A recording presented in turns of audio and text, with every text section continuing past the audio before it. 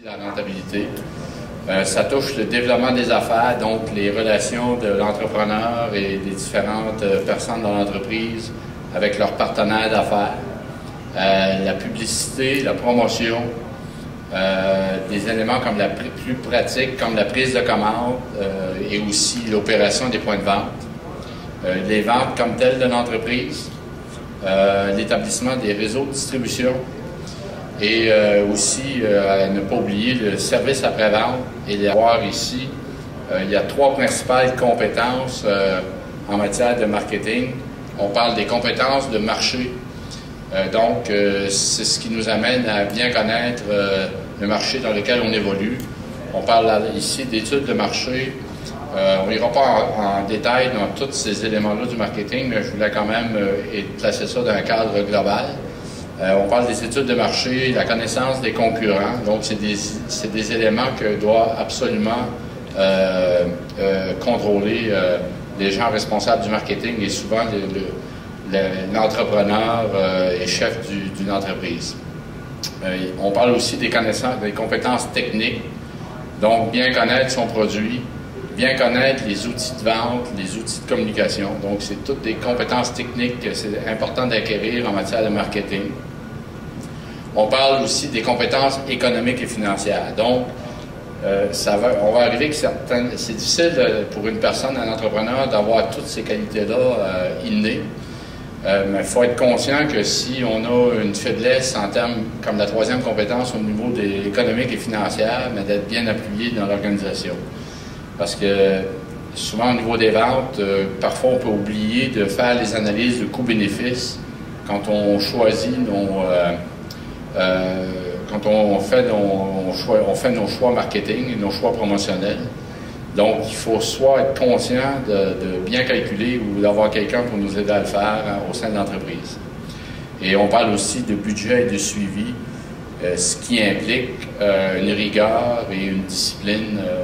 Et donc, c'est à ne pas négliger dans les compétences marketing.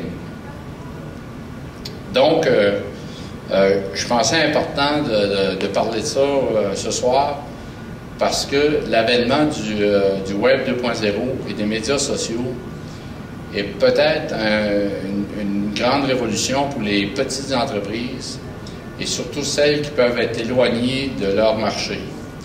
Et comme on dit, la planète est de plus en plus petite et c'est aussi vrai pour le monde des affaires. Le Web 2.0 implique un échange, au lieu d'être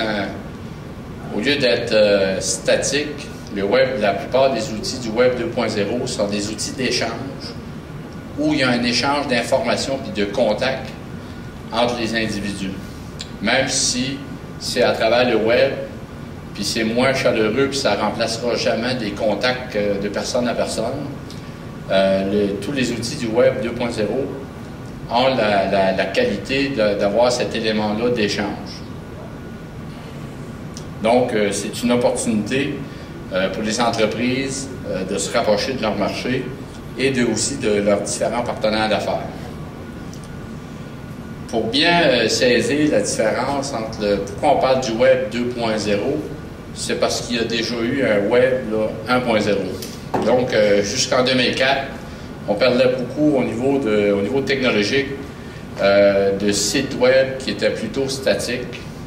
Donc, l'entreprise avait un site web, mais présentait avec des photos puis du texte son entreprise et son personnel. Alors qu'aujourd'hui, avec le Web 2.0, on a des sites web qui sont plus dynamiques. Le contenu est mieux géré, c'est plus vivant. Il y a des outils de partage à l'intérieur il y a des outils de partage d'informations, de diffusion. Les sites web permettent d'aller chercher des commentaires des partenaires d'affaires ou des clients et aussi de s'auto-évaluer. Au niveau de l'interaction, dans le Web 1.0, c'était souvent il pouvait y avoir des formulaires statiques, la possibilité de donner les adresses courriels, les téléphones pour être par après contactés. Alors qu'on a toujours ces éléments-là, puis ça demeure important d'avoir des éléments comme des formulaires puis les coordonnées de l'entreprise, mais il y a aussi des invitations à obtenir des commentaires et à échanger des discussions.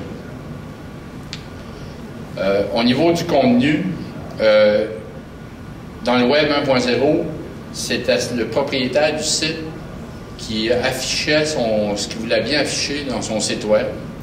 Alors qu'avec dans le Web 1.0, alors que dans le Web 2.0, l'usager, c'est-à-dire la personne qui est contactée, que ce soit le client ou le partenaire externe, a son mot à dire dans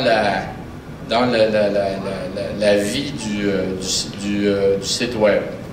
Donc, on est passé du pouvoir au site, le webmaster, au pouvoir à l'usager, ce qu'on appelle aussi le consommateur. Donc, le consommateur, il devient un acteur dans ses échanges avec l'entreprise dans le Web 2.0.